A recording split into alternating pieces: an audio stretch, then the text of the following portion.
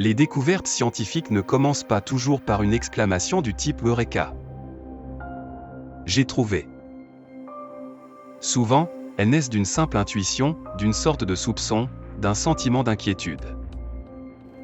C'est ainsi que Charles Moore a décrit le moment décisif qui a changé sa vie. Son histoire extraordinaire sera le point de départ de ce documentaire, et la révélation qui l'a frappé servira de signal d'alarme pour nous tous, pour toute l'humanité. Commençons par le commencement. L'ère des grandes découvertes géographiques est révolue depuis longtemps. Aujourd'hui, personne n'imagine qu'il existe encore des zones inexplorées sur le globe, des continents, des archipels ou des îles inconnues.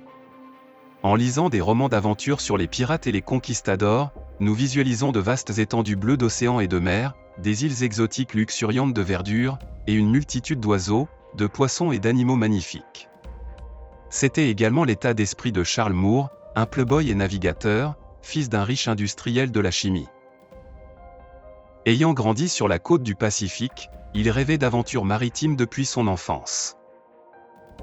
En 1997, il participa à la course transpacifique à la voile, reliant Los Angeles à Honolulu. Sur le chemin du retour depuis Hawaï, il traça sa route à travers une zone appelée le Gire du Pacifique Nord. Après plusieurs jours en mer, Charles réalisa que son yacht était entouré de déchets, lui et ses amis avaient navigué en plein cœur d'une décharge flottante. En traversant plus de 1000 miles nautiques d'océan profond, perdu au milieu de nulle part, je ne pouvais pas monter sur le pont sans voir un morceau de plastique passer en quelques minutes. Après ce voyage, les rêves d'aventures romantiques sur des eaux bleues infinies, de terres exotiques et d'îles peuplées d'animaux et de plantes uniques se sont effondrés. La surface de l'océan n'inspirait plus l'admiration par sa beauté pure et intacte. Naviguer à travers des tonnes de déchets plastiques bouleversa profondément Charles Moore et changea sa vie. Ce qu'il allait découvrir défiait tout ce qu'il pouvait imaginer. Le capitaine Moore devint un pionnier, mais sa découverte ne lui apporta aucune joie, car il venait d'identifier ce que l'on appellerait plus tard le vortex de déchets du Pacifique Nord. Charles se transforma alors d'un playboy insouciant en un homme sérieux et un fervent défenseur de l'environnement. Il vendit ses parts dans l'entreprise chimique de son père et utilisa l'argent pour fonder l'Algalita Marine Research Foundation, abrégée AMRF, une organisation dédiée à l'étude de l'état écologique de l'océan Pacifique. Le parcours de Charles Moore fut loin d'être facile. Pendant longtemps, ses rapports et ses avertissements furent ignorés, ses recherches ne furent pas prises au sérieux. Et il y avait des raisons à cela. L'océanographe demandait au gouvernement du monde entier de réduire la production et la consommation de plastique, tout en allouant d'importants fonds à son recyclage. Sa requête n'était pas anodine, elle impliquait des investissements colossaux. Pourtant, Charles accomplit quelque chose de fondamental, il ébranla la communauté environnementale mondiale et attira l'attention sur la pollution plastique des océans. Mais à cette époque, personne ne comprenait encore pleinement l'ampleur du danger ni son impact sur la vie de notre planète autant que lui. Et Charles fit le premier pas, il révéla le problème. Mais comment cette découverte nous concerne-t-elle, chacun d'entre nous? Quelle est la suite? Comment pouvons-nous empêcher cette catastrophe de s'aggraver? Pour répondre à ces questions, nous devons d'abord comprendre le fonctionnement du système océanique mondial et comment il a été si gravement endommagé. Les fonctions de l'océan. L'océan est un vaste monde qui captive notre imagination et notre curiosité scientifique. Ces écosystèmes, à l'image d'un mécanisme d'horlogerie complexe, maintiennent l'équilibre fragile nécessaire à la vie sur Terre.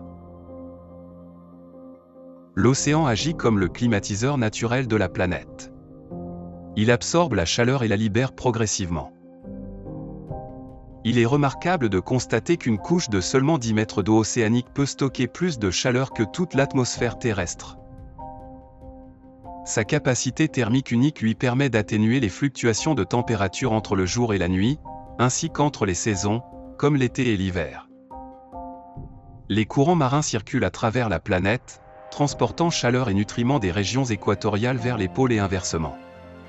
Ce processus contribue à réduire les extrêmes climatiques. la température des océans influence directement les cycles de vie des animaux et des plantes, tant dans l'eau que sur la terre ferme.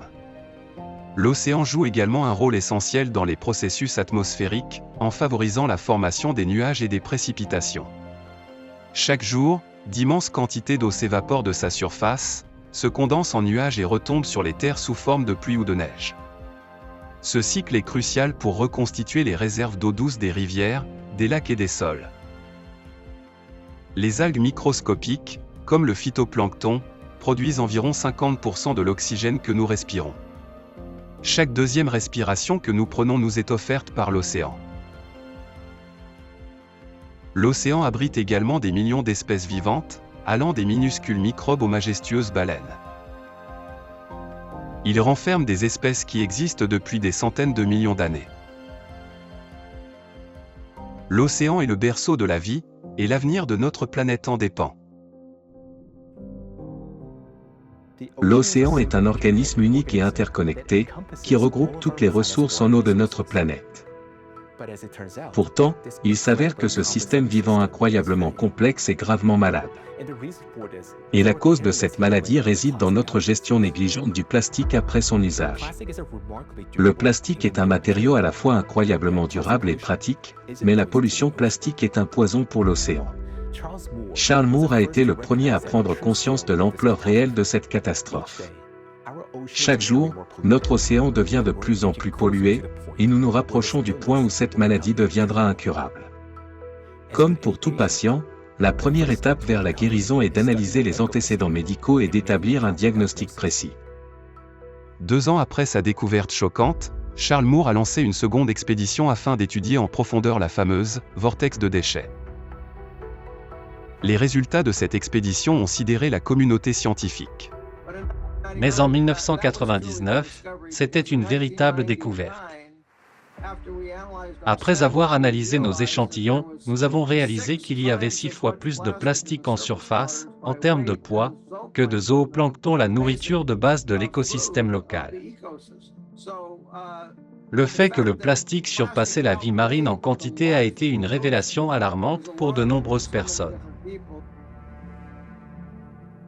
Le vortex de déchets du Pacifique Nord est en réalité la plus grande décharge de la planète, en expansion rapide depuis les années 1950. Cette immense zone d'ordures marines s'étend de la côte ouest de l'Amérique du Nord jusqu'au Japon. Sa superficie varie, mais elle est estimée à environ 1,6 million de kilomètres carrés, soit 580 000 miles carrés. Ce vortex de déchets contient au moins 80 000 tonnes de détritus. Et ce n'est que la partie visible de l'iceberg. Environ 70% du plastique coule au fond de l'océan, où une quantité considérable de déchets marins s'accumule probablement. Personne ne connaît la quantité exacte de déchets présents dans le vortex de déchets du Pacifique Nord. Le gir subtropical du Pacifique Nord est trop vaste pour être étudié dans son intégralité. Les mesures montrent que ce vortex de déchets croît à un rythme alarmant. Entre 2015 et 2022, la masse moyenne de plastique qui le compose a été multipliée par 5, tandis que le nombre de fragments plastiques plus petits a été multiplié par 10. Marcus Erickson, directeur de recherche à l'Algalita Marine Research Foundation des États-Unis, a souligné. L'idée initiale que les gens avaient, c'était qu'il s'agissait d'une île de déchets plastiques sur laquelle on pourrait presque marcher. Ce n'est pas tout à fait cela. C'est plutôt une soupe de plastique. Le grand vortex de déchets est en train de devenir le 7e continent de la planète. Mais il n'est pas le seul. Aujourd'hui, les scientifiques ont identifié 5 grands girs de déchets, 2 dans l'océan Atlantique, 2 dans l'océan Pacifique et 1 dans l'océan Indien. Des millions de tonnes de plastique et d'autres débris flottent dans les océans. Selon les recherches, jusqu'à 80% des déchets présents dans ces zones sont des plastiques. Ces îles de déchets grandissent à un rythme catastrophique. Si nous regardons autour de nous, nous remarquerons ce qui suit, 8 objets sur 10 qui nous entourent sont en plastique. Nous dormons sur des oreillers avec un rembourrage en plastique, nous nous brossons les dents avec des brosses à dents en plastique et nous buvons dans des bouteilles en plastique. Vous regardez ce film sur un écran en plastique, que ce soit une télévision, un ordinateur portable ou un téléphone. Il est tout simplement impossible d'imaginer notre vie moderne sans ce matériau. Le monde qui nous entoure est devenu plastique. Le plastique est l'un des problèmes les plus urgents de l'humanité aujourd'hui. Nous avons décidé de prendre l'initiative de créer ce que l'on a appelé le Great Plastic Awakening, le grand réveil du plastique, parce que la pollution plastique n'était pas prise en compte. L'éveil à l'idée que ce matériau, qui est probablement le matériau le plus courant dans notre vie quotidienne. J'aime à dire qu'après le sommeil, le temps que nous perdons le plus est celui que nous passons à ouvrir des objets emballés dans du plastique, parce que nous prenons tellement de temps à retirer les objets du plastique qui recouvrent tout. Quelles sont les conséquences désastreuses du déversement incontrôlé des déchets plastiques dans les océans du monde? Et le problème fondamental est que le plastique, contrairement aux autres substances, ne disparaît pas. Il reste dans l'environnement. Il ne suit pas le cycle normal de biodégradation.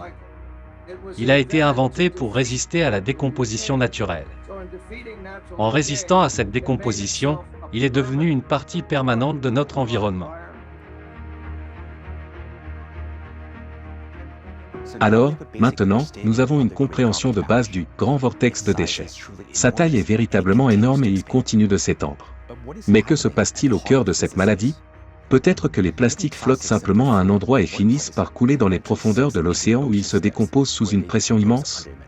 Peut-être que ce n'est pas aussi alarmant qu'il y paraît? Alors, qu'avons-nous appris jusqu'à présent? La décomposition du plastique en micro- et nanoparticules. Il est désormais l'une des principales causes de mortalité des créatures marines et doit donc faire l'objet d'une enquête en tant que tueur. C'est un prédateur qui tue mais ne mange jamais. C'est aussi un prédateur qui remplit les estomacs sans donner de nourriture. Il a donc un côté noir, sombre, maléfique, qui tue, et qui tue aussi en étant consommé. Il étrangle et remplit les estomacs, et ce, à un niveau de plus en plus élevé. Et ce n'est qu'au niveau du microplastique. Chaque année, plus de 400 millions de tonnes de déchets plastiques sont produites dans le monde, et d'ici 2040, ce chiffre devrait tripler. Environ 11 millions de tonnes de plastique pénètrent chaque année dans les océans du monde. C'est l'équivalent de plus d'un camion de déchets plastiques déversés dans l'océan chaque minute. Actuellement, nos océans contiennent déjà environ 200 millions de tonnes de plastique.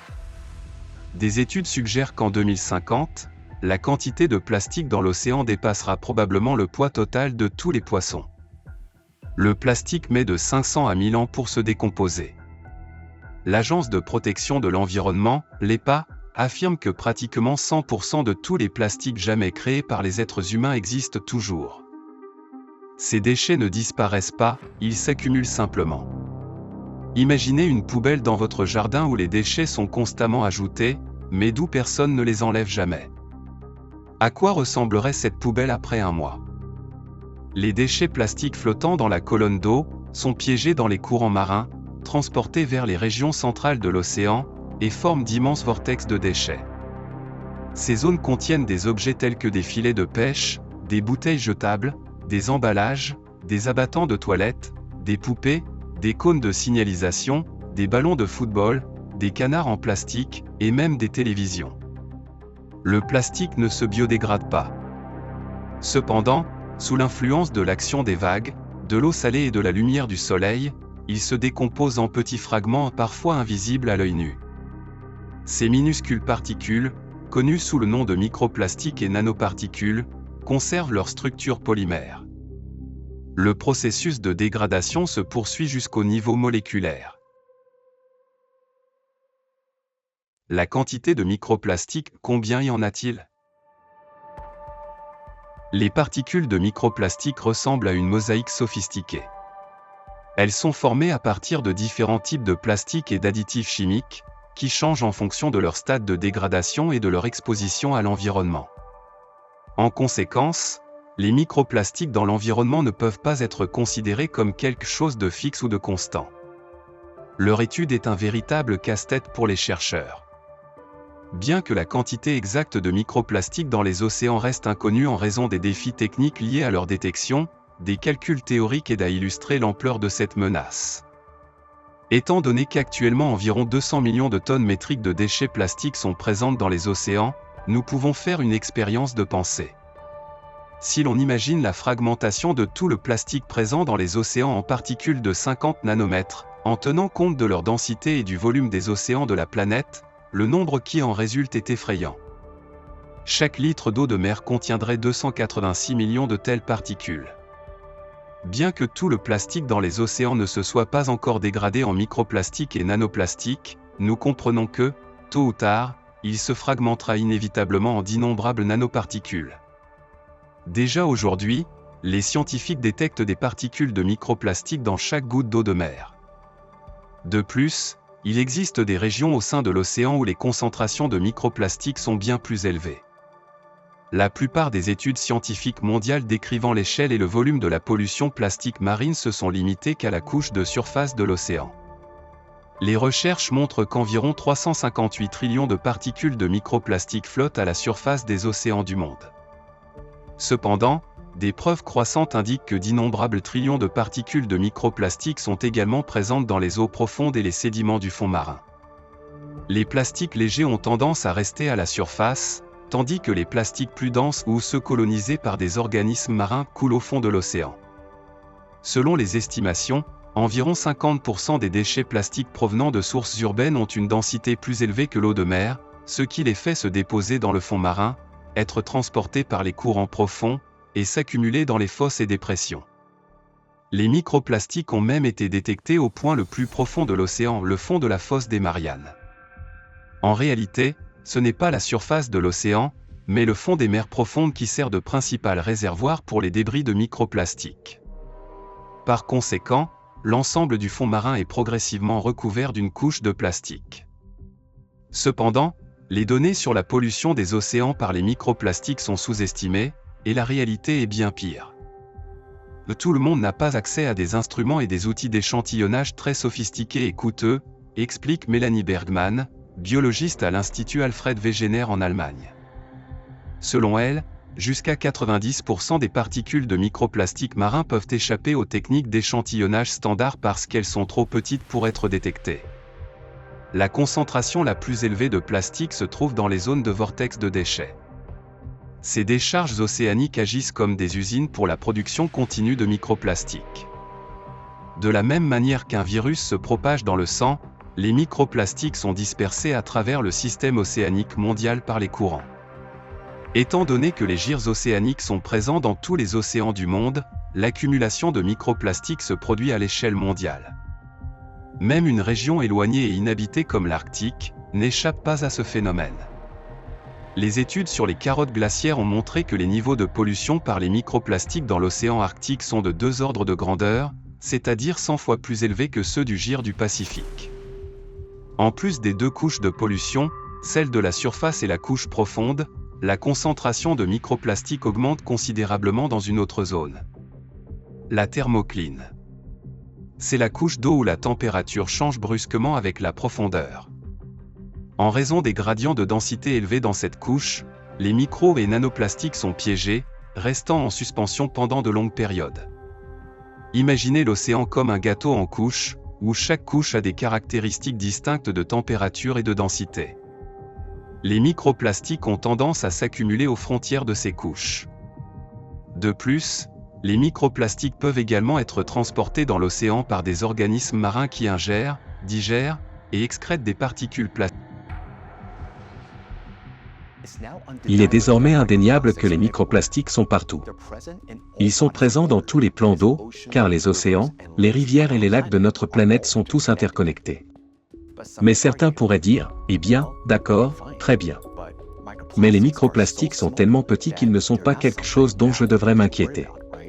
Je veux dire, je ne les vois pas dans l'eau que je bois ou dans les tomates de ma salade, même si elles ont été cultivées avec de l'eau, qui fait partie du cycle global interconnecté de l'eau. Peut-être qu'ils ne sont pas aussi dangereux qu'ils en ont l'air. Le sont-ils vraiment ? Les microplastiques, une source de toxines et de bactéries. sous l'influence de la lumière du soleil et des vagues, le plastique se décompose en petites particules, libérant des colorants, des plastifiants et d'autres composés chimiques dans l'eau de l'océan. Beaucoup de ces substances sont toxiques. En conséquence, l'eau de l'océan se transforme en une soupe toxique.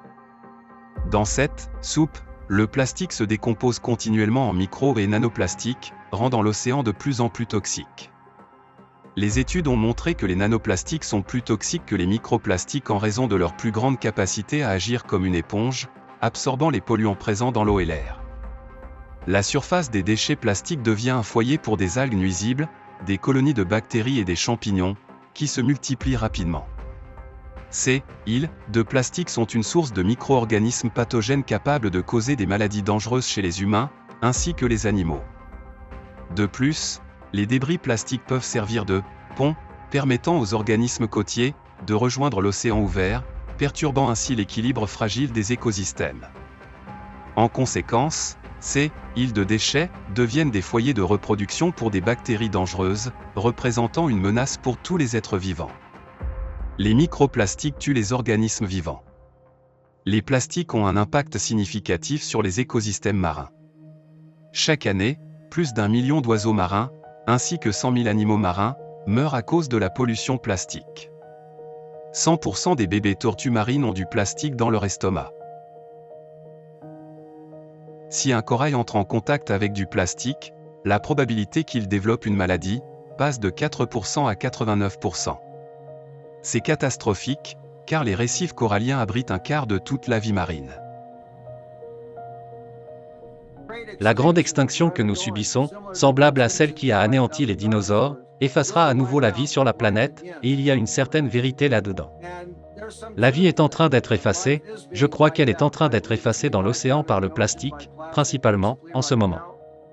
Et elle est effacée sur Terre par le changement climatique ainsi que le plastique. Les microplastiques sont si petits que le plancton les ingère. Le plancton est la base de la chaîne alimentaire. De nombreuses espèces marines se nourrissent de plancton, et celles qui ne consomment pas de plancton mangent des créatures qui l'ont déjà ingéré. Ainsi, les microplastiques deviennent une partie de la chaîne alimentaire. Plus le poisson est gros, plus il contient de microplastiques. Selon les recherches, le plus grand animal ayant jamais vécu sur Terre est également le plus grand consommateur de microplastiques. Chaque baleine consomme jusqu'à 43,6 kg, 96 livres, de plastique par jour. Cependant, les baleines ne prennent pas du plastique directement de l'eau. 99% des microplastiques pénètrent dans leur corps par leur nourriture. En d'autres termes, le plastique est déjà présent dans les proies que les baleines consomment. Il convient de noter que les microplastiques plus petits ont un impact plus dangereux sur les organismes au niveau cellulaire. Les particules de plastique de taille nanométrique pénètrent dans les membranes cellulaires et restent à l'intérieur des cellules, car elles ne sont pas expulsées du corps. De plus, les micro- et nanoplastiques endommagent l'ADN à l'intérieur du noyau. Les particules de plastique contiennent non seulement des substances toxiques, mais elles absorbent également des polluants organiques de l'eau de mer, et hébergent des colonies de bactéries. En fin de compte, tout cela se retrouve dans le corps humain par la consommation de fruits de mer. Ainsi, nous ne mangeons pas uniquement nos propres déchets. Nous mangeons des déchets assaisonnés de toxines, de bactéries et de champignons. De plus, les micro- et nanoplastiques pénètrent dans nos corps par d'autres produits alimentaires, l'eau potable, l'air, et même les brises marines. Nous savons maintenant que ces microplastiques deviennent des nanoplastiques. Ils se répandent dans l'air. Ils pénètrent dans l'eau et dans nos aliments et même dans nos légumes. Nos premières conclusions n'ont donc pas seulement montré qu'il s'agissait d'un gros problème pour les créatures marines. Aujourd'hui, c'est un problème pour tout être humain, pour tout écosystème, pour tous les milieux, et j'en passe. Eh bien, maintenant nous savons que vous tombez malade à cause du plastique. Votre vie sera écourtée par le plastique. Les micro- et nanoplastiques s'accumulent dans le sang et sont transportés vers divers organes humains. Des particules microscopiques de plastique ont été trouvées dans le sang, le cerveau, le cœur, les poumons, le lait maternel, le placenta et, plus récemment, dans les pénis, les testicules et les échantillons de sperme humain. Les substances toxiques libérées par le plastique perturbent le système endocrinien, entraînant des conséquences graves, notamment l'infertilité, des déséquilibres hormonaux et un risque accru de cancers tels que le cancer du sein, de l'ovaire et de la prostate. Les additifs chimiques dans les plastiques ont également un impact négatif sur le système cardiovasculaire et augmentent le risque d'athérosclérose. Une fois qu'ils atteignent le cerveau, les particules de micro- et nanoplastiques augmentent la probabilité de troubles neurodégénératifs tels que la maladie d'Alzheimer et celle de Parkinson. L'inhalation de particules de plastique contribue au développement de l'asthme et même du cancer du poumon.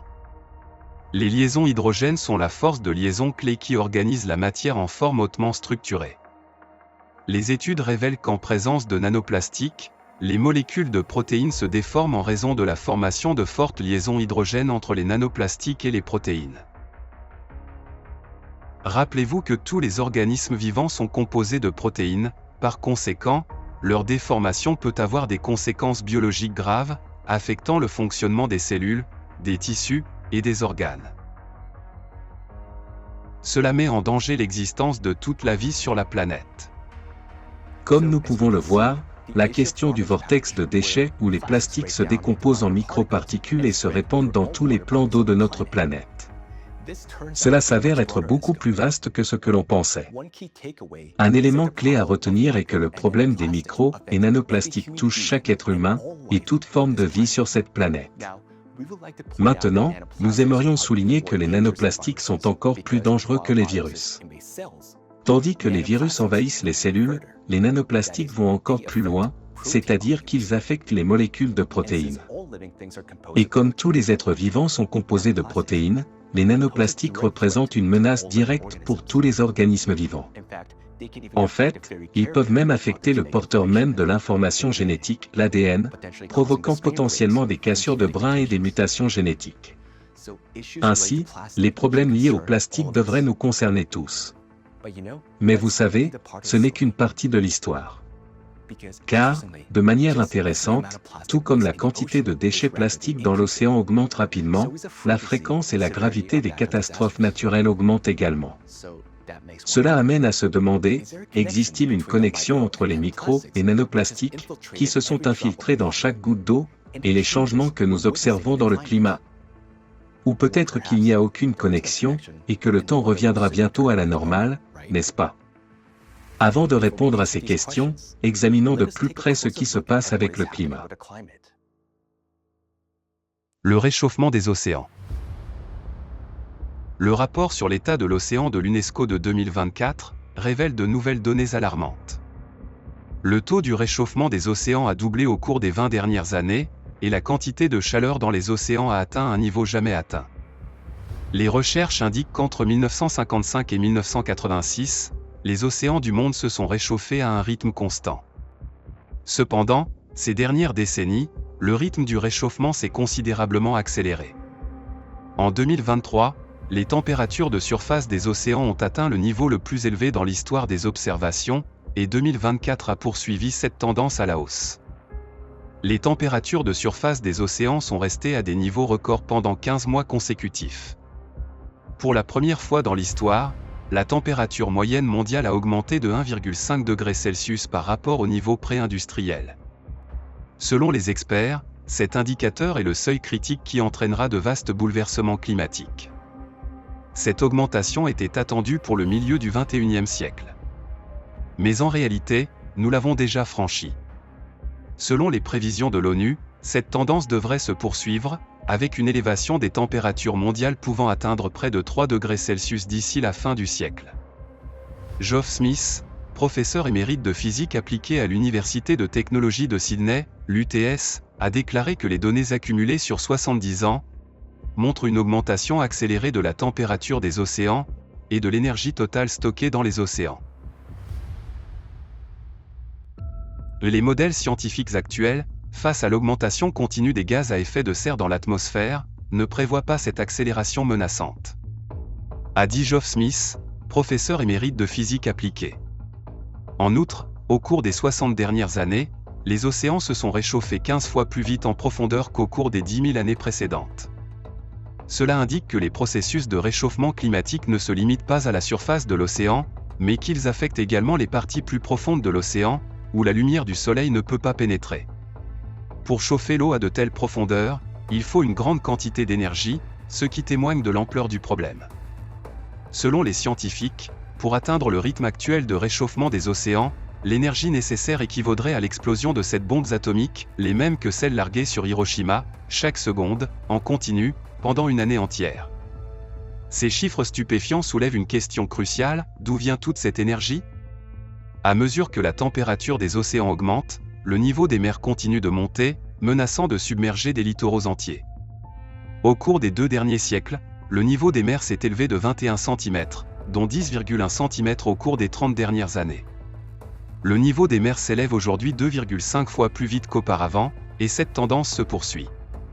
Si cette tendance persiste, des millions de personnes deviendront des réfugiés climatiques, contraints de quitter leur domicile et de chercher un abri loin des zones côtières. En outre, depuis les années 1960, l'océan a perdu 2% de son oxygène en raison du réchauffement de ses eaux et de la pollution due au ruissellement industriel, domestique et agricole. Les espèces marines côtières suffoquent à cause de la baisse des niveaux d'oxygène. Environ 700 zones mortes ont été identifiées, des zones où la flore et la faune marine ont presque disparu. Le réchauffement des océans est également à l'origine de phénomènes météorologiques extrêmes plus fréquents et plus graves, tels que les inondations, les typhons et les précipitations anormales. Tout cela constitue une menace sérieuse pour les écosystèmes de la planète, ainsi que pour la vie de milliards de personnes. Chaque année, ce processus s'accélère et les changements deviennent de plus en plus évidents. L'augmentation anormale des catastrophes naturelles. Pendant des années, l'océan a agi comme un régulateur naturel du climat de la Terre. Cependant, il devient maintenant une source de phénomènes destructeurs. Précipitations anormales et inondations. Le réchauffement des eaux océaniques intensifie l'évaporation, saturant l'atmosphère d'humidité, qui finit par se transformer en précipitations abondantes. Voici comment la fréquence des événements de précipitations anormales a évolué en Europe depuis l'an 2000. Les niveaux de précipitations records ont atteint de nouveaux extrêmes. Une quantité de pluie correspondant à celle d'un mois, qui tombe en une seule journée, ne surprend plus personne. Les totaux de pluie annuels, tombant en quelques jours, voire en quelques heures, c'est la nouvelle réalité. En Iran, près de 3 ans de précipitations sont tombées en seulement 3 jours. À Oman, la région a connu l'équivalent de 2 ans de pluie en une seule journée. Pendant ce temps, aux Émirats arabes unis, une quantité étonnante de pluie équivalente à 5 ans est tombée en seulement 24 heures. La prévention d'inondations catastrophiques dans de telles conditions de pluie extrême est impossible. Malheureusement, une inondation meurtrière en Espagne constitue un exemple frappant. Dans la région de Valence, plus d'une année de précipitation est tombée en seulement 8 heures. Le résultat fut des inondations dévastatrices qui ont coûté la vie à plus de 220 personnes, et transformé les rues urbaines en un paysage chaotique de boue, de véhicules détruits, et de débris provenant de bâtiments effondrés. Des inondations sans précédent et implacables ont frappé le sud du Brésil à partir de la fin avril. La catastrophe a fait 181 victimes. Plus d'un demi-million de personnes ont été laissées sans abri. Les eaux de crue ont fait des centaines de victimes dans les provinces du nord de l'Afghanistan. Des torrents de boue et d'eau ont dévasté des villages entiers. Les inondations ont été déclenchées par des pluies incessantes après une sécheresse prolongée. En Russie, les inondations du printemps 2024 se sont transformées en catastrophes nationales, touchant 39 régions du pays. C'est dans la région d'Orenbourg que la situation a été la plus grave. Aucune inondation d'une telle ampleur n'avait été enregistrée dans l'histoire de la région. Le Kazakhstan a connu les inondations les plus importantes depuis 80 ans. 10 des 17 régions du pays ont été touchées. Environ 100 000 personnes ont été évacuées. Statistiques sur les inondations. Dans les années 1970, il n'y a eu que 260 inondations majeures sur une période de 10 ans. Cependant, de 2014 à 2023, le nombre d'inondations a augmenté pour atteindre 1700, ce qui signifie qu'elles sont devenues 6,5 fois plus fréquentes. En Europe, au cours des 5 dernières années, les précipitations extrêmes ont eu lieu 44 fois plus souvent que dans les années 2000. En 2024, le temps entre les événements catastrophiques s'est raccourci, et leur intensité a augmenté à un point tel que les gens ne peuvent pas se remettre d'une catastrophe avant de se retrouver au centre d'un autre événement destructeur. Les conséquences sur l'économie et l'infrastructure s'étendent sur des mois, voire des années. Chute de neige. Les chutes de neige battent également tous les records historiques. L'hiver dernier, des tempêtes de neige massives ont frappé l'Europe, les États-Unis, le Canada, la Russie, le Kazakhstan, la Chine, la Turquie, le Japon et bien d'autres régions. Plus de 90% du territoire de la Mongolie a été couvert de neige, certaines zones enregistrant des hauteurs supérieures à 1 mètre. Des dégâts catastrophiques ont été infligés aux régions pastorales, où environ 4 millions de têtes de bétail ont péri de faim et d'épuisement. Anomalie de température. En 2024, presque tous les pays ont connu, et continuent d'endurer, des vagues de chaleur battant des records. Le 15 mars, à Prague, en République tchèque, où la température maximale moyenne ne dépasse généralement pas 9 degrés Celsius, un nouveau record de température de plus 18,6 degrés Celsius a été établi pour la première fois en 249 ans d'observation. Le mois d'avril a également apporté un chaos thermique sans précédent en Europe. En seulement 10 jours, 128 pays ont enregistré de nouveaux records de chaleur. Dans la plupart des pays européens, les températures d'avril étaient plus chaudes que d'habitude pour un mois de mi-été.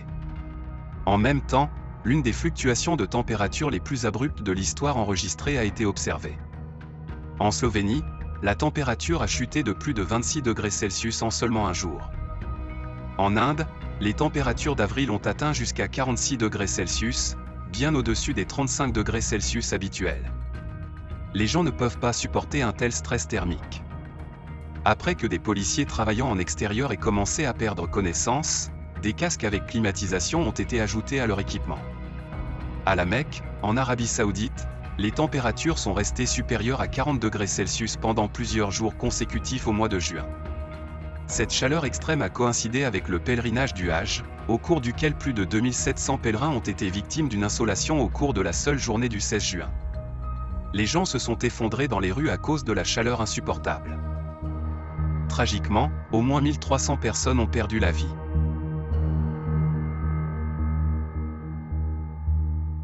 Tornades et micro-rafales. L'augmentation de la température et de l'humidité atmosphérique crée des conditions propices à la formation d'orages plus puissants, qui donnent souvent naissance à des tornades. Au cours des dernières décennies, le nombre annuel moyen de tornades en Europe a été multiplié par 18 et elles sont devenues beaucoup plus puissantes. Le 28 septembre, une tornade dévastatrice a frappé la région de Moscou. Une tornade d'une telle force à l'automne sous des latitudes tempérées est un phénomène absolument anormal. Ces dernières années, les micro-rafales atmosphériques se sont produites à une fréquence effrayante.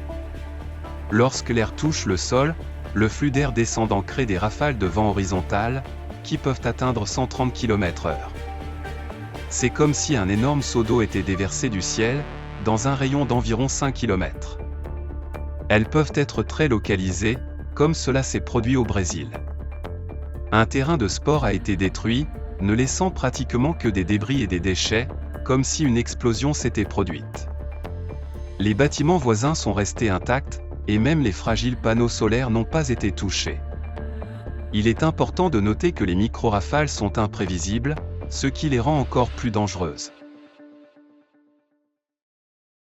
Ouragans et tempêtes.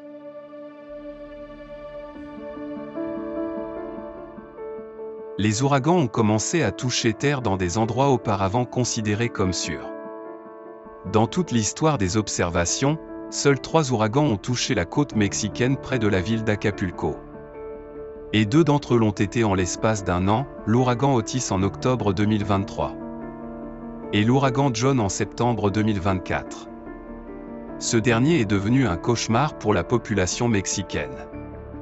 Après s'être presque dissipé et s'être enfoncé dans l'océan, il s'est soudainement intensifié à nouveau et a frappé le pays avec une puissance encore plus grande. Le typhon Yagi a apporté une quantité extraordinaire de précipitations au Vietnam, entraînant au moins 300 décès et des centaines de blessés. L'ouragan Helen est devenu l'ouragan le plus puissant depuis le début des relevés météorologiques. La catastrophe meurtrière a fait au moins 230 victimes dans 6 États. Elle a causé des pertes économiques estimées à 250 milliards de dollars pour les États-Unis. Moins de 2 semaines plus tard, un autre ouragan puissant, l'ouragan Milton, a frappé la Floride. Il a fallu un peu plus de 12 heures à l'ouragan Milton pour passer de la catégorie 1 à la plus haute catégorie, la catégorie 5. Les Philippines ont été confrontées à une série de catastrophes naturelles sans précédent. 6 typhons ont frappé le pays en moins d'un mois, dont 4 en seulement 10 jours. Ces catastrophes ont fait au moins 171 victimes et causé des dommages considérables à l'économie du pays. Les typhons ont touché 9 millions de personnes. L'intensité et la fréquence des tempêtes augmentent également. À partir du 12 septembre, l'Europe centrale et orientale a connu la tempête la plus puissante depuis des décennies, la tempête Boris.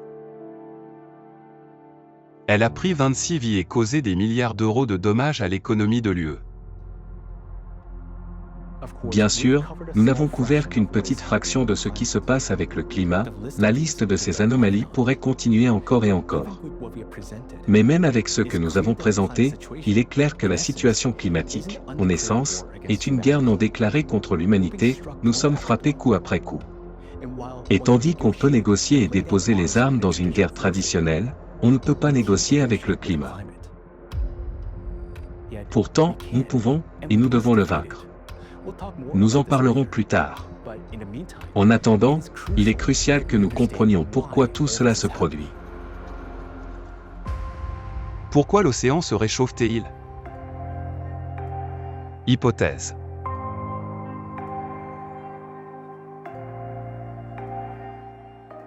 Les principaux facteurs largement reconnus influençant le réchauffement des océans sont les gaz à effet de serre, tels que le CO. Ces gaz piègent la chaleur dans l'atmosphère, ce qui fait chauffer les couches supérieures de l'eau. Cependant, d'autres facteurs peuvent également jouer un rôle significatif.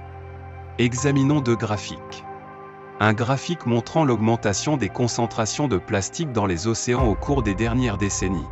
Ces données indiquent une augmentation significative des microplastiques dans l'océan depuis les années 1950, coïncidant avec le développement industriel accéléré et la production de masse de produits en plastique. Un graphique montrant l'augmentation des températures océaniques sur la même période. Ce graphique montre une augmentation parallèle de la température moyenne de surface des océans, commençant également au milieu du XXe siècle. En comparant ces deux graphiques, nous pouvons observer une certaine corrélation entre l'augmentation des concentrations de plastique et le réchauffement des océans. Cela suggère que la pollution plastique pourrait être l'un des facteurs significatifs mais sous-estimés contribuant au réchauffement océanique. Examinons comment le plastique pourrait affecter les fonctions de l'océan, plus précisément, la conductivité thermique de l'eau, et sa capacité thermique, et comment ces processus pourraient contribuer à son réchauffement. Pour comprendre cela, nous devons plonger plus profondément dans la structure et les propriétés de l'eau. Les propriétés uniques de l'eau.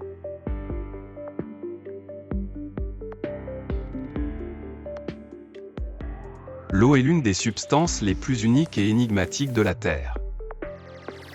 Qu'est-ce qui se cache derrière la simple formule chimique HO, et pourquoi possède-t-elle une structure et des propriétés aussi uniques?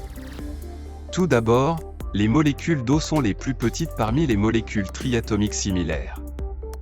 Elle est remarquablement harmonieuse et suit les proportions du nombre d'or. La molécule d'eau a une forme symétrique en V, les deux petits atomes d'hydrogène étant positionnés d'un côté d'un atome d'oxygène relativement grand. Cela distingue l'eau des molécules linéaires, où les atomes sont alignés en chaîne droite. Dans des conditions normales, les molécules triatomiques forment généralement des gaz, tandis que les molécules d'eau forment un liquide. Pourquoi? Les molécules d'eau sont interconnectées par des liaisons hydrogènes, créant une structure robuste et ordonnée, semblable à une équipe unie par des liens d'amitié forts. De plus, les molécules d'eau ont la capacité unique de se regrouper. En d'autres termes, l'eau est un liquide complexe composé de clusters, de regroupements, récurrents. En conséquence, l'eau a des points de congélation et d'ébullition anormaux par rapport à d'autres substances triatomiques. Si l'eau suivait les règles conventionnelles, elle gèlerait autour de moins 100 degrés Celsius, et entrerait en ébullition à environ plus 10 degrés Celsius. Pratiquement toutes les propriétés de l'eau défient les lois conventionnelles de la physique régissant les autres substances. Première propriété unique, l'eau a la plus haute capacité thermique spécifique et la plus grande chaleur de fusion parmi les substances connues. Cela signifie que l'eau est plus difficile à congeler, tandis que la glace est plus difficile à faire fondre par rapport à d'autres matériaux. Grâce à cette propriété, nos océans agissent comme un régulateur climatique pour la Terre. L'eau de mer se refroidit plus lentement que l'air et le sol, ce qui lui permet de stocker de la chaleur pendant la journée, et de la libérer progressivement la nuit. En été, l'océan absorbe l'excès de chaleur, tandis qu'en hiver, il la libère lentement. Cela fait de l'océan un thermostat géant, modérant les fluctuations de température. Deuxième propriété unique, lorsque la température de l'eau change, ses propriétés changent également. L'eau atteint sa valeur minimale de capacité thermique spécifique à une température de 37 degrés Celsius. Ce fait est d'une grande importance pour les organismes vivants, car les 2/3 de leur corps sont composés d'eau. La température corporelle normale des humains et des animaux à sang chaud, variant de 36 à 39 degrés Celsius, se situe précisément dans cette plage. À cette température, les réactions biochimiques complexes du métabolisme se produisent de manière optimale. C'est comme si la nature elle-même avait veillé à ce que les organismes vivants puissent retenir leur chaleur sans dépenser beaucoup d'énergie, afin de poursuivre leur développement. Troisième propriété unique de l'eau. La troisième propriété unique de l'eau est que, pour la plupart des substances, la densité diminue lorsqu'elles sont chauffées, car les molécules s'éloignent les unes des autres, et la densité augmente lorsqu'elles sont refroidies, car les molécules se rapprochent. Cependant, l'eau se comporte de manière quelque peu différente. Lorsque l'eau est refroidie à 4 degrés Celsius, sa densité augmente effectivement, comme la plupart des autres substances. Mais lorsqu'elle est refroidie davantage, de 4 degrés Celsius à 0 degrés Celsius, sa densité commence à diminuer. Ainsi, l'eau atteint sa densité maximale à une température de 4 degrés Celsius, et non à 0 degrés Celsius. Et c'est là que ça devient fascinant. Lorsque l'eau se transforme en glace, sa densité diminue immédiatement de plus de 9%. En d'autres termes, la glace prend plus de volume que l'eau liquide. C'est une propriété incroyablement inhabituelle de l'eau. Parce que la glace devient plus légère que l'eau, elle flotte. En restant à la surface, elle protège l'eau et tous les organismes vivants à l'intérieur contre le gel complet. Si la densité de l'eau augmentait lors de la congélation, la glace coulerait. Dans ce cas, toute l'eau des lacs, des rivières et des océans gèlerait complètement, se transformant en blocs de glace massifs. Cela entraînerait l'extinction de toute vie. Les propriétés uniques de l'eau sont dues à la présence des liaisons hydrogènes entre ces molécules. Ces liaisons jouent un rôle clé dans la détermination des propriétés physiques et chimiques de l'eau. Les changements dans les propriétés physiques de l'eau peuvent affecter de manière significative l'équilibre thermique des océans, y compris leur capacité à stocker et à Nous avons maintenant presque toutes les informations nécessaires pour comprendre ce qui se passe avec le climat. Ainsi, nous savons que l'océan se réchauffe à un rythme alarmant. Et nous savons qu'en plus de la masse de déchets flottant à la surface, d'énormes quantités de plastique recouvrent le fond marin. De surcroît, nous avons également appris que pratiquement chaque goutte d'eau de l'océan est remplie de particules micro- et nanoplastiques, et que l'eau elle-même possède des propriétés uniques. Ce qui reste maintenant, c'est la dernière étape, comprendre comment ces particules plastiques modifient les propriétés uniques de l'eau. Une fois que nous aurons compris cela, la cause du réchauffement anormal des océans deviendra claire, et nous saurons exactement ce qu'il faut faire. L'impact des micro- et nanoplastiques sur les propriétés de l'eau.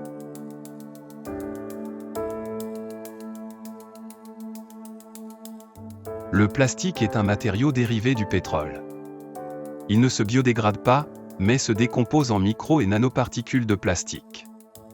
Les particules de nanoplastique sont si minuscules qu'elles sont encore plus petites que les virus. Lorsqu'elles pénètrent dans l'eau, ces particules perturbent sa structure ordonnée, qui repose sur les liaisons hydrogènes entre les molécules. Ces liaisons définissent les principales propriétés de l'eau et toute perturbation de ces liaisons modifie les caractéristiques physiques et chimiques de l'eau. Les nanoparticules de certains types de plastique, tels que le polyéthylène terephthalate et le nylon, contiennent des atomes d'oxygène et d'azote. ces atomes peuvent former des liaisons hydrogènes directement avec les molécules d'eau. En conséquence, ces particules s'intègrent dans la structure ordonnée de l'eau, altérant son organisation et perturbant ses propriétés fondamentales. En outre, dans des solutions aqueuses contenant diverses substances, ainsi que sous l'effet de changements de pH et de température, les particules nanoplastiques peuvent se charger électriquement. Ce phénomène est dû à des modifications chimiques à leur surface, telles que l'oxydation, ou à l'adsorption d'ions, comme le sodium et le chlorure, dans l'eau de mer. Les particules nanoplastiques chargées, entourées d'ions, attirent les molécules d'eau, formant un manteau multicouche de molécules d'eau autour d'elles. En termes chimiques, ce processus est connu sous le nom d'hydratation, et le manteau est appelé couche de solvatation.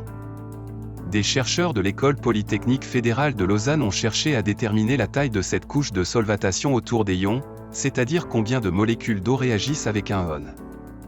Ils sont parvenus à des résultats étonnants. Il s'avère qu'un seul ion peut influencer environ 1 million de molécules d'eau environnantes. Cet effet est amplifié si la particule a une grande charge de surface et une concentration élevée d'ions adsorbés. En conséquence, une seule particule nanoplastique peut altérer les propriétés de millions de molécules d'eau. Les molécules liées dans la couche de solvatation sont moins mobiles, ce qui réduit leur contribution à la capacité thermique globale de l'eau. En d'autres termes, une telle eau se réchauffe plus rapidement dans les mêmes conditions extérieures et se refroidit plus vite comparée à l'eau pure. De plus, la structure des liaisons hydrogènes perturbées autour des nanoplastiques réduit la conductivité thermique de l'eau. Cela signifie que l'eau, à proximité de nanoplastiques, peut être plus chaude en raison de sa capacité réduite à dissiper la chaleur. Ainsi, le nanoplastique interagit activement non seulement avec les ions et les impuretés présents dans l'eau, mais aussi avec les molécules d'eau elles-mêmes, modifiant le réseau de liaison hydrogène qui définit les principales propriétés de l'eau. En conséquence, la capacité thermique et la conductivité thermique de l'eau changent. Cela entraîne une augmentation globale de la température, et contribue au réchauffement de l'ensemble de l'océan. Il est important de noter que même une petite quantité de nanoplastique peut avoir un effet profond sur les propriétés de l'eau. Cela souligne la nécessité de poursuivre les recherches, et d'évaluer les concentrations de nanoplastique dans divers environnements aquatiques, afin de comprendre pleinement leur impact. Les particules de nanoplastique dans l'océan sont comme une mouche dans la pommade. Les particules de micro et nanoplastique sont distribuées dans l'océan par les courants. Les particules flottantes restent à la surface, tandis que les microplastiques plus denses ou contaminés par le biote coulent au fond de l'océan. De plus, n'oublions pas les zones de thermocline. Dans ces couches d'eau, les différences de température et de densité permettent aux microplastiques de s'accumuler en quantités importantes. Pour mieux comprendre, utilisons une métaphore visuelle d'un bâtiment à plusieurs étages. Imaginez un bâtiment de 10 étages avec des blocages thermiques au 5e et 10e étage, perturbant la dissipation normale de la chaleur. Au lieu de répartir uniformément la chaleur, elle s'accumule à ces étages et ne peut pas s'échapper par le toit. Une caméra thermique révélerait que la température à l'intérieur de ce bâtiment est nettement plus élevée comparée à un bâtiment similaire sans blocage thermique. De même, les nanoplastiques dans l'océan perturbent les mécanismes naturels d'échange thermique. Ainsi, une augmentation de la concentration de nanoplastiques dans les eaux océaniques interfère avec les processus naturels de transfert de chaleur. Avec le temps, cela peut entraîner une élévation des températures globales des océans, ce qui, à son tour, impacte le climat mondial. Lorsque l'eau se réchauffe, elle tente de libérer l'excès de chaleur. Lors de ce processus, ces molécules se déplacent plus rapidement, et remontant à la surface.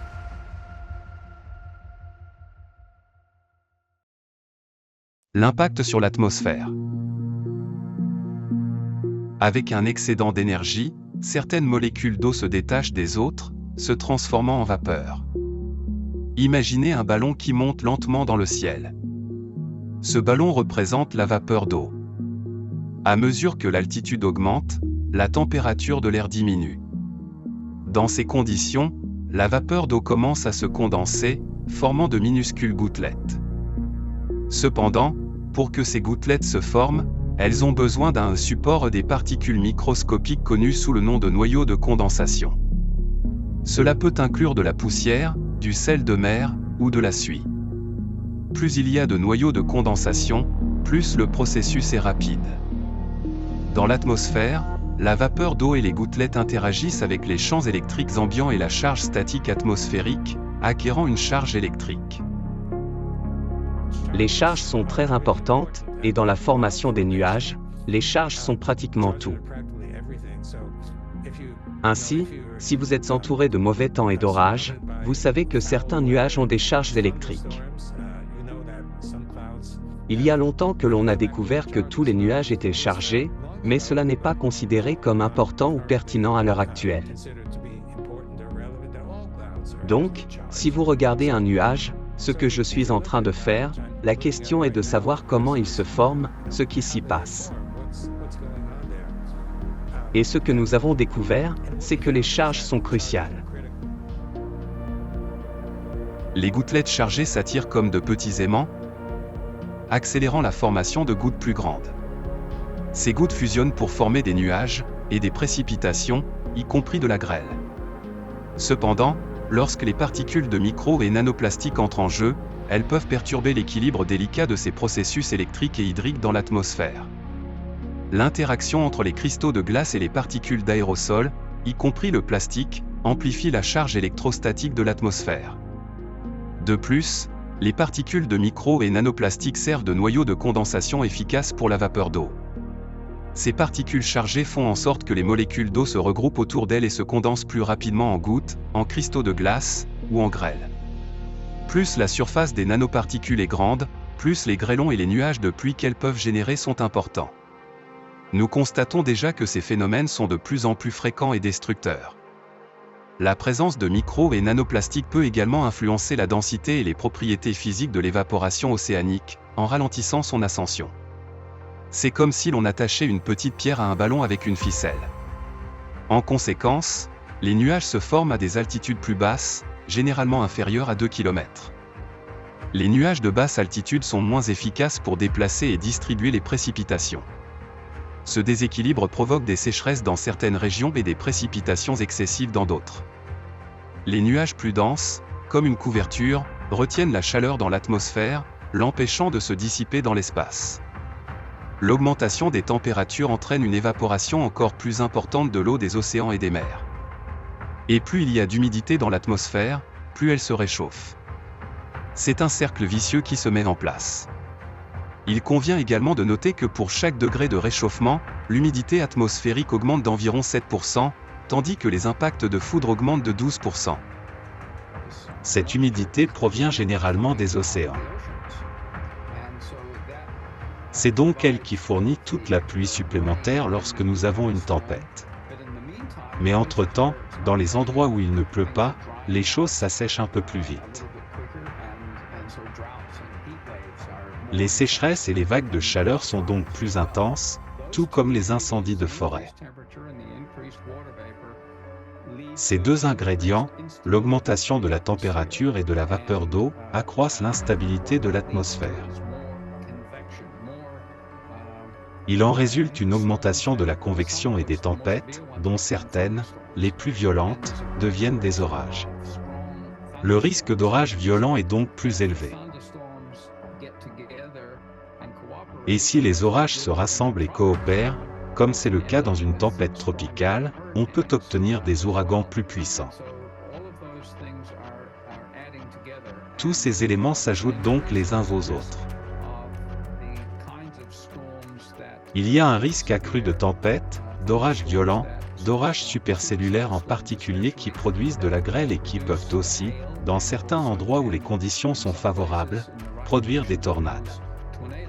Le réchauffement extrême de l'océan, combiné à l'excès d'électricité et de chaleur dans l'atmosphère, aggrave la crise climatique. Les tempêtes de grêle inhabituelles, les pluies torrentielles, les tempêtes puissantes, les ouragans, les éclairs, et les spritz se renforcent avec une force alarmante. Ces phénomènes climatiques deviennent de plus en plus destructeurs et dangereux. L'interaction avec le champ magnétique de la planète. Les océans couvrent environ 70% de la surface de la Terre. Ils ne sont pas seulement des réservoirs massifs d'eau, mais aussi un système électrique incroyablement complexe qui interagit avec le champ magnétique de la planète. Le champ magnétique protège la surface de la Terre des vents solaires et des radiations cosmiques dangereuses. Il agit comme un bouclier, et sans lui, l'atmosphère serait détruite. Ce champ magnétique est généré profondément à l'intérieur de la Terre, où le noyau externe liquide se déplace en continu autour du noyau interne solide, fonctionnant comme un générateur naturel colossal. Le champ est généré par le noyau et interagit avec les phénomènes électriques dans les océans et l'atmosphère. La présence de sel permet à l'eau de mer de conduire l'électricité, un peu comme les fils dans nos maisons, permettant à l'océan de transporter des courants électriques. Cependant, la pollution des océans et de l'atmosphère dans les zones à forte concentration de plastique, en particulier les nanoplastiques, altère les propriétés chimiques et électriques de l'eau. Plus l'eau est polluée, plus l'atmosphère est affectée. Lorsque l'eau polluée s'évapore, elle emporte des métaux, des microplastiques et d'autres substances dans l'air. Imaginez tenir un puissant aimant de la taille de la paume de votre main. Mais si vous placez un morceau de fer à proximité, le fer absorberait une partie du champ magnétique, réduisant ainsi la force globale de l'aimant. Une dynamique similaire se produit entre l'atmosphère et l'hydrosphère. Cette perturbation pourrait entraîner des anomalies localisées dans le champ magnétique, ce qui justifie des recherches approfondies, notamment en période de changement climatique mondial. Oui, nous savons maintenant que le principal impact de l'océan sur le climat est son réchauffement, et que cet effet est exacerbé par les microplastiques. Nous devons vraiment prendre des mesures immédiates et décisives pour nettoyer les océans afin de préserver notre planète et toutes les formes de vie qu'elle abrite. Aujourd'hui, au plus haut niveau, on reconnaît de plus en plus que nous approchons rapidement du point de non-retour. La crise de l'eau. Le rapport d'octobre 2024 de la Commission mondiale sur l'économie de l'eau, GCEW, indique que, pour la première fois dans l'histoire de l'humanité, le cycle mondial de l'eau est de plus en plus déséquilibré. Le changement climatique a un impact de plus en plus sévère sur la disponibilité des ressources en eau. D'ici la fin de cette décennie, la demande en eau douce dépassera l'offre de 40%, à mesure que les systèmes mondiaux d'eau feront face à un stress sans précédent. Environ 70% de l'eau douce mondiale est utilisée pour irriguer les cultures. Cependant, de nombreux systèmes d'irrigation sont inefficaces, entraînant une perte d'eau importante.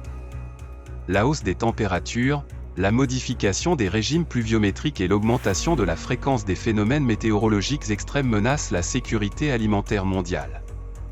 Les projections indiquent que plus de la moitié de l'approvisionnement alimentaire mondial pourrait disparaître au cours des 25 prochaines années, alors que 3 milliards de personnes vivent déjà dans des conditions de pénurie d'eau. Il s'agit d'une situation profondément alarmante qui affectera bientôt le monde entier. L'importance de l'océan dans le maintien de la vie sur Terre est indéniable, et les dirigeants mondiaux soulignent l'urgence d'agir. Le rapport de l'UNESCO sur l'état des océans en 2024 a pour ambition d'informer les décideurs politiques et d'encourager les actions en faveur de l'océan dont nous avons besoin pour l'avenir que nous voulons. Le président de l'Assemblée générale des Nations unies, M. Denis Francis, a justement remarqué que l'océan est le plus grand allié de l'humanité dans la lutte contre le changement climatique. Par conséquent, il est de notre responsabilité commune de corriger notre trajectoire et de nous réengager à gérer durablement les précieuses ressources de l'océan afin d'assurer leur disponibilité à travers les générations. Et ce que les scientifiques savent, c'est que, si nous n'avons pas d'océan, nous n'avons pas de plantes sur Terre, nous n'avons pas d'oxygène, nous n'avons pas la capacité de survivre. Le secrétaire général de l'ONU, Antonio Guterres, a également souligné la nécessité d'une action immédiate, en exhortant les gouvernements, les entreprises, les investisseurs, les scientifiques et les communautés à se rassembler pour défendre notre océan. Marina Otsinova, la présidente du mouvement public international Allatra, a fait une déclaration clé lors de la COP29, concernant la montée sans précédent des catastrophes liées au climat. Elle a également noté: Nous ne parvenons pas à comprendre le peu de temps qu'il nous reste avant d'atteindre le point de non-retour. Il est clair que maintenir la santé de nos océans est crucial pour l'avenir de la planète.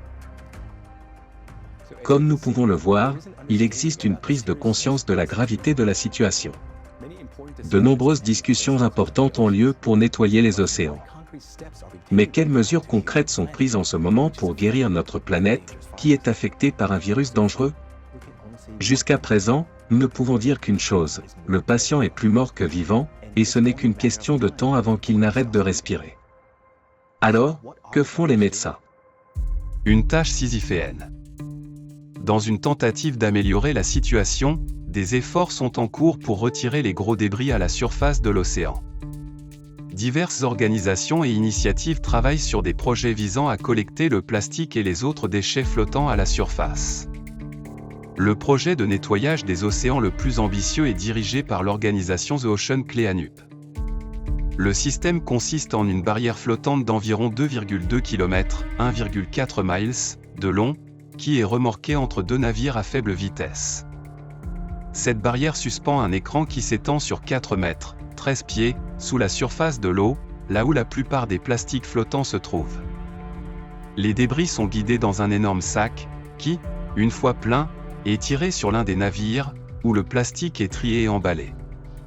Ensuite, le sac est remis dans l'eau et le processus recommence. À première vue, cela semble prometteur, mais il y a quelques problèmes. Outre les déchets, les organismes vivants à la surface de l'océan, tels que les algues microscopiques, les larves de poissons et les méduses, sont également piégés. Personne n'a encore mesuré le nombre d'organismes vivants pris dans les filets, mais s'ils sont détruits en grand nombre, cela pourrait avoir un effet négatif en cascade sur la vie marine en perturbant la chaîne alimentaire. Malgré les efforts pour garantir la sécurité des animaux marins, le problème reste non résolu. En novembre 2024, les participants au projet The Ocean Cleanup avaient retiré environ 20 000 tonnes de plastique des océans.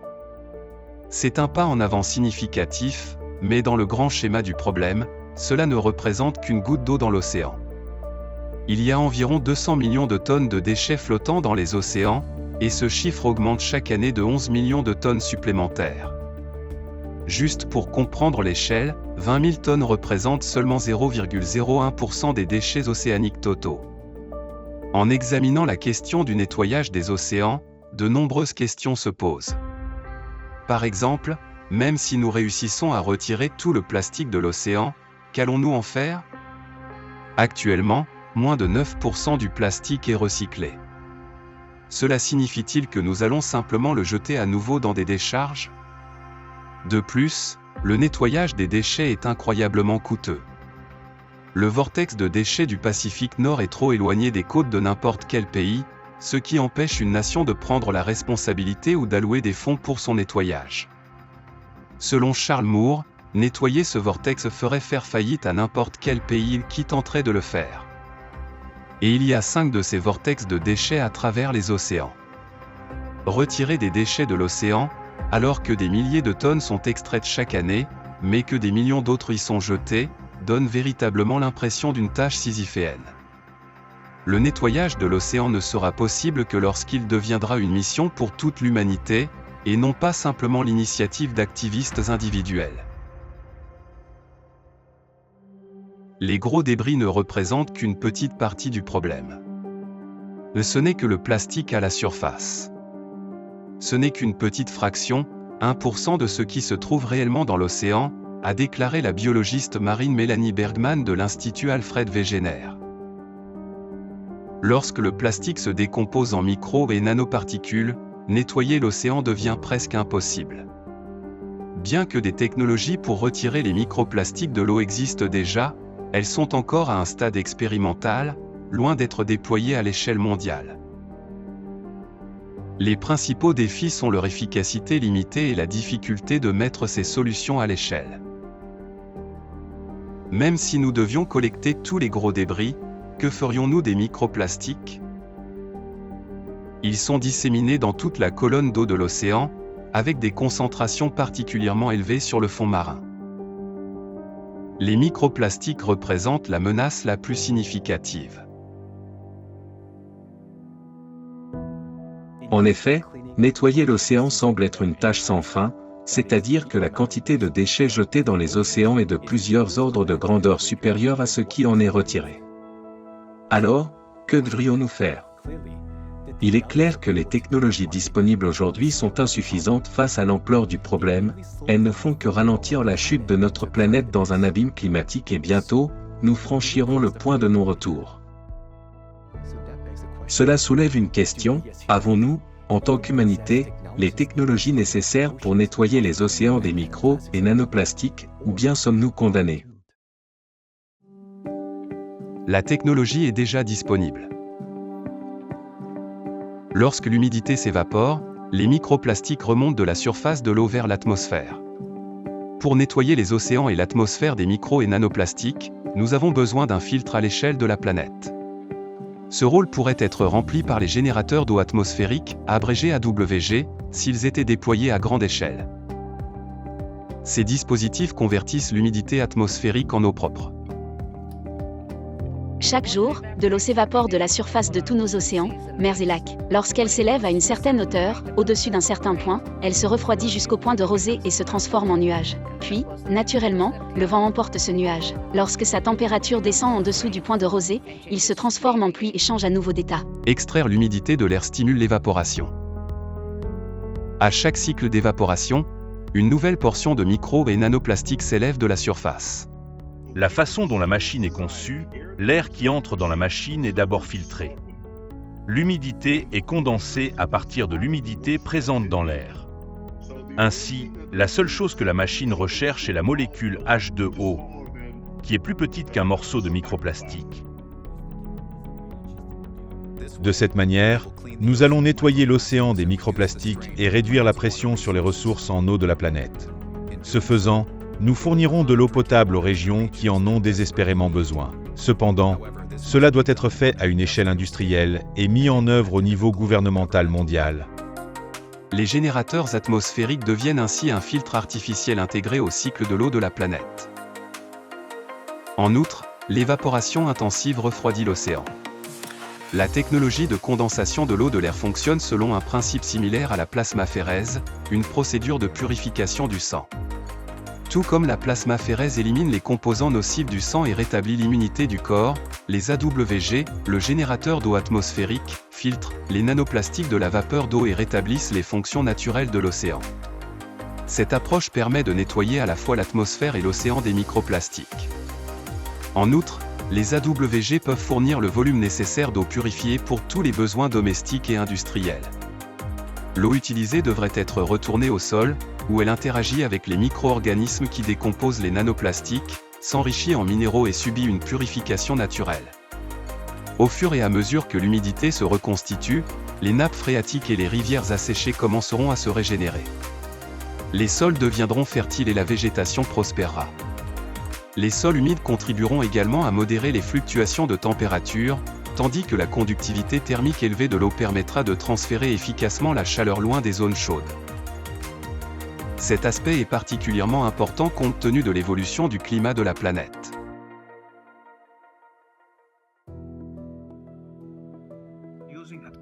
En utilisant un générateur d'eau atmosphérique dans chaque maison,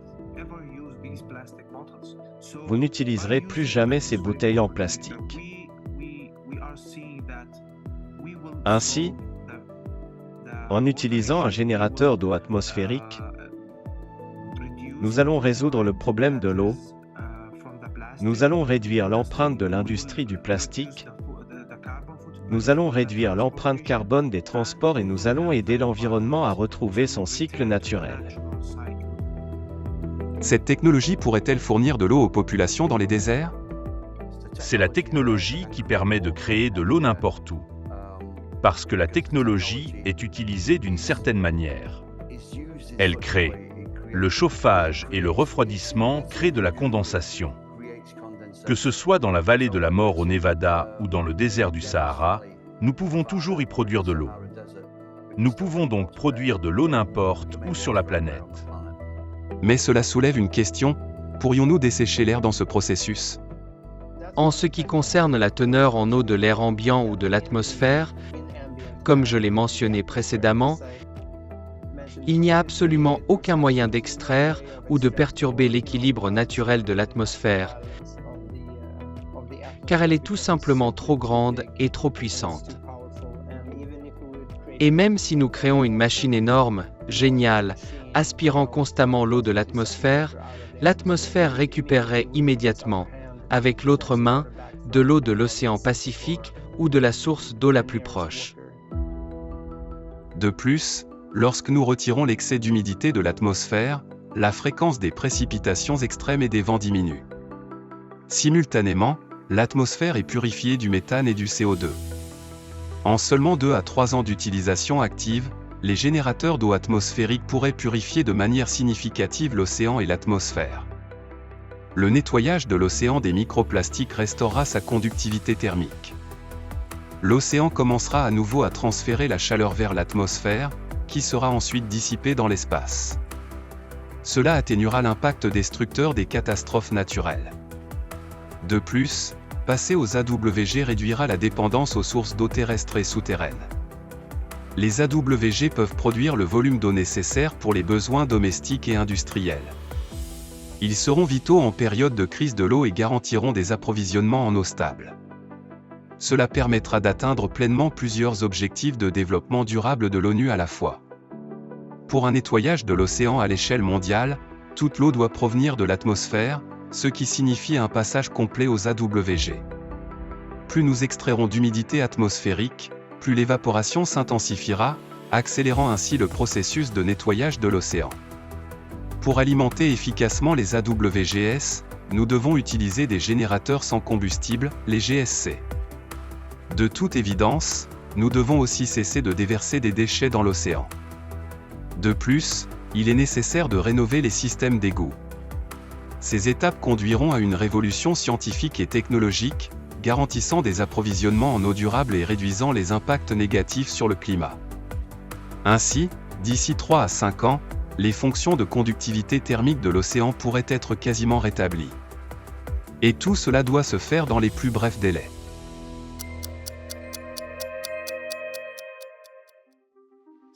Donc, c'est une excellente nouvelle.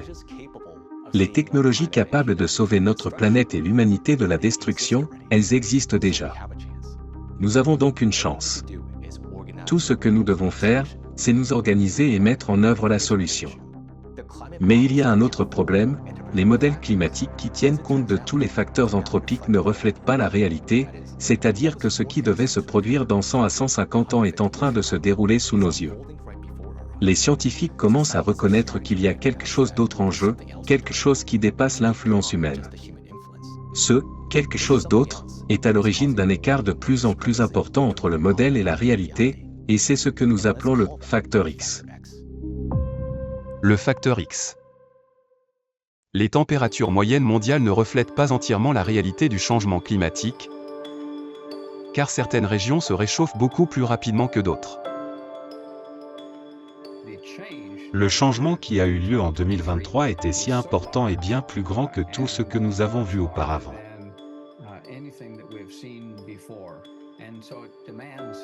Il nécessite donc une explication. Les modèles que nous avons utilisés pour simuler le climat n'offrent pas une explication très satisfaisante à cela.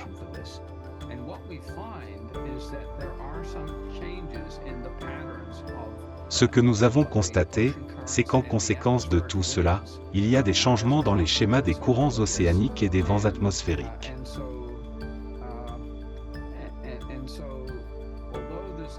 Ainsi, bien qu'il y ait une chaleur supplémentaire, elle est en fait déplacée par les courants océaniques et par l'atmosphère, et elle se concentre dans certaines régions d'une manière que nous n'avons jamais vue auparavant. La communauté scientifique mondiale est de plus en plus alarmée, car les tendances climatiques de plus en plus graves dépassent les modèles prédictifs. Pourquoi les modèles climatiques modernes sont-ils si éloignés de la réalité ? Certains experts suggèrent que la réponse réside dans le mystérieux « facteur X ». Les températures records de 2023 ont néanmoins alarmé les scientifiques et laissent entrevoir certains nouveaux processus mystérieux qui pourraient être en cours, a déclaré Gavin Schmidt, climatologue en chef de la NASA.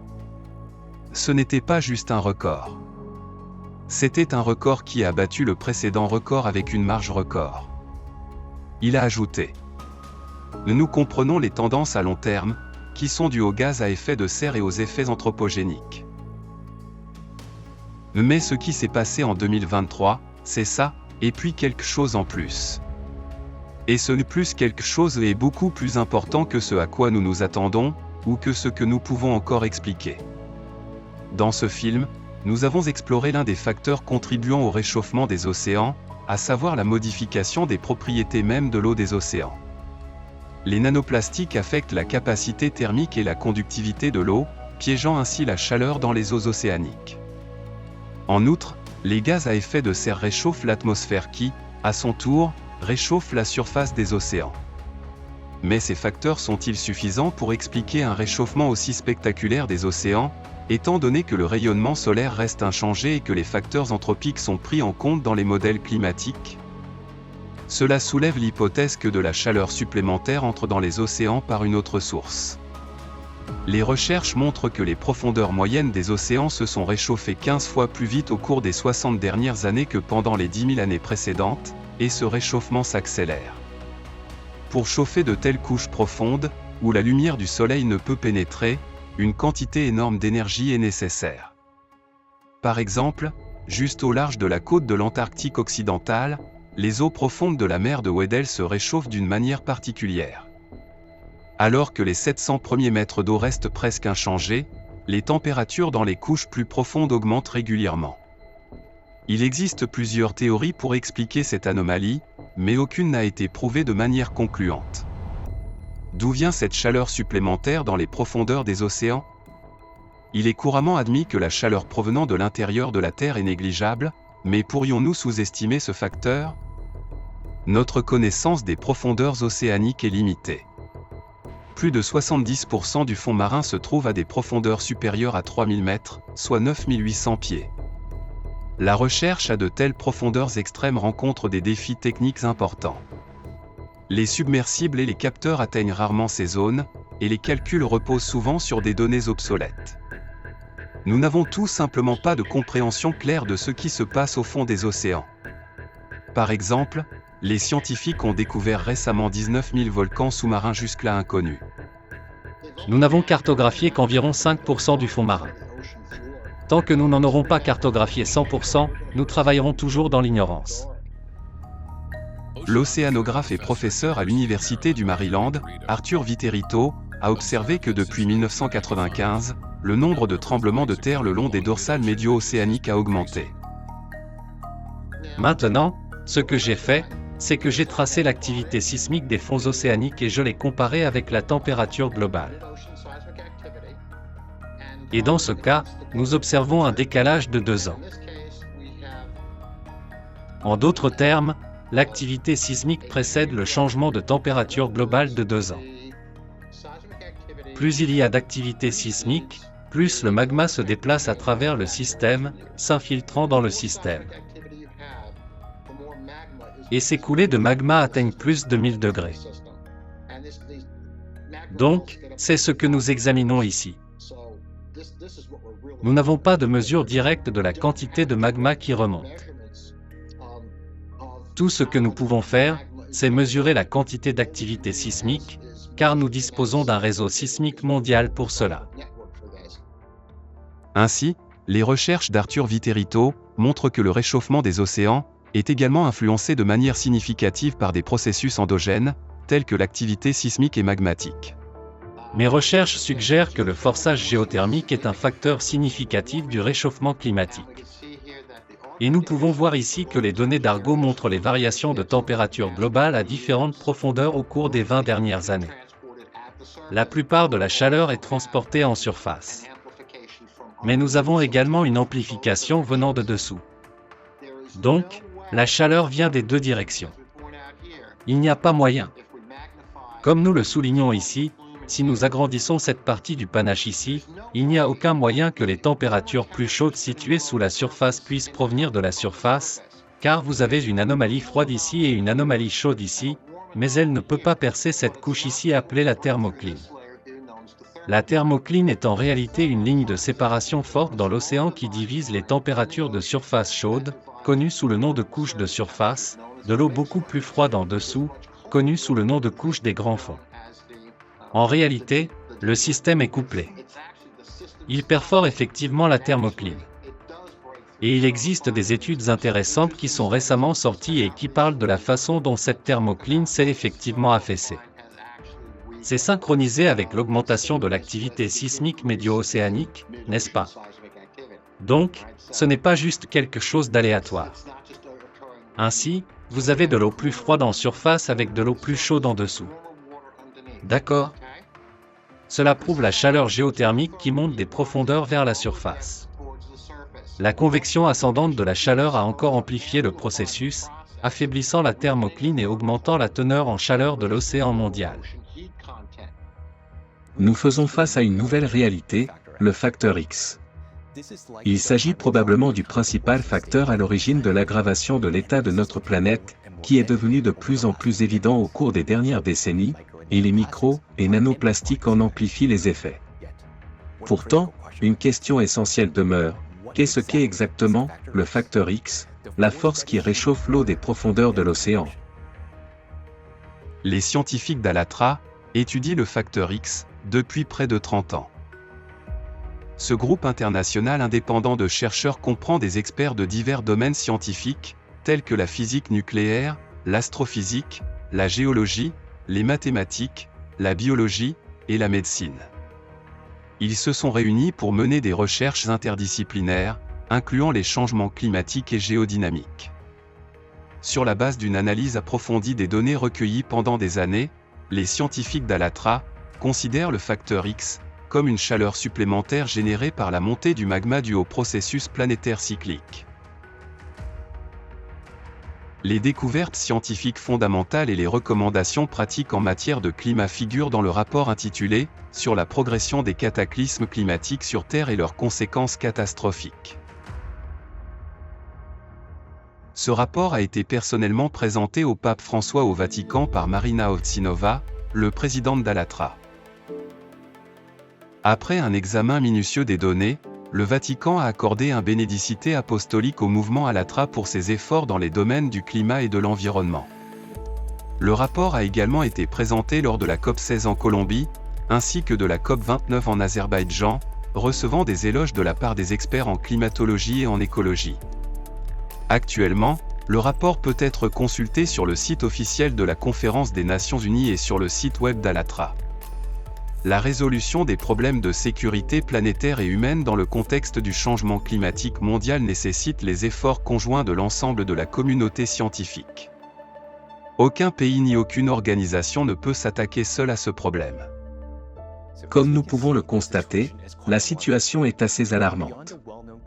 Au-delà des causes bien connues du changement climatique, il existe des facteurs supplémentaires qui restent mal compris et nécessitent des études approfondies. Mais le défi réside dans le fait que ces efforts devront être réalisés alors que nos conditions climatiques continueront de se détériorer à un rythme accéléré.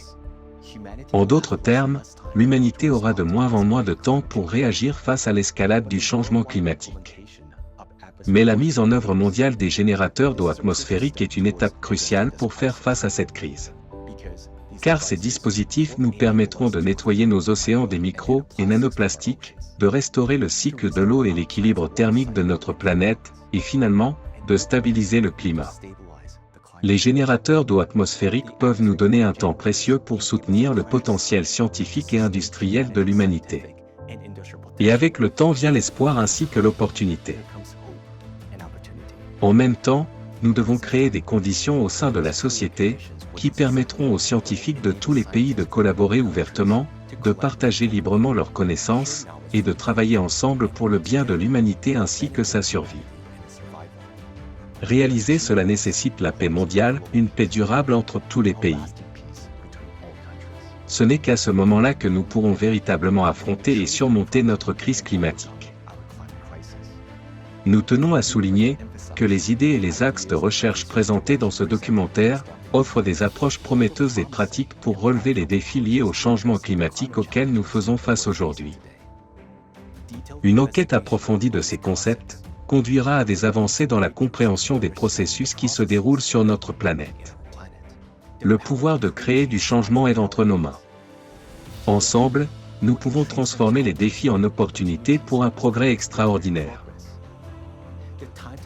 Le moment d'agir est maintenant, pour notre planète, pour nous-mêmes, et pour les générations à venir.